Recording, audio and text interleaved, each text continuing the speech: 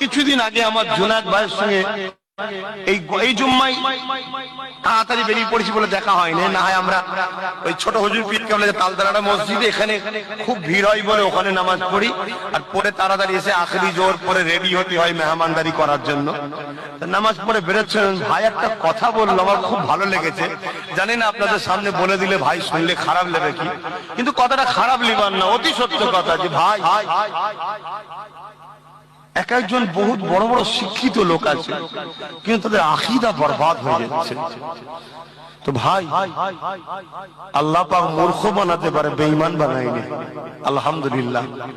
আমার বলার উদ্দেশ্য আমার ভাইয়ের এটা যে অনেক বড় জ্ঞানী হয়ে এলেমের গরমে কিছু লোক নবীর বিরুদ্ধে বলে ফেলছে, নবীকে নিয়ে কথা বলতে বলতে এমন ঠাট্টা কি করে ফেলছে এলেমের গরমে। বিরাট বড় মাওলানা, ওর খেয়ালই নেই যে ঈমান চলে গেল। আর ঈমান যদি চলে যায়, অত বড় এলেম নিয়ে তুই কি করবি বল না?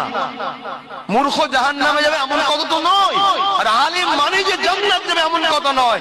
আলেম যদি মুস্তাফার প্রেমিক হয় তবে জান্নাতে যাবে, মূর্খ যদি নবীর প্রেমিক হয় সেও জান্নাত যাবে। জোরে বলুন সুবহানাল্লাহ। প্রেমিক হতে হবে, প্রেমিক কার? কার প্রেমিক? আল্লাহর দোস্ত। কার প্রেমিক? আল্লাহ যাকে ভালোবাসে।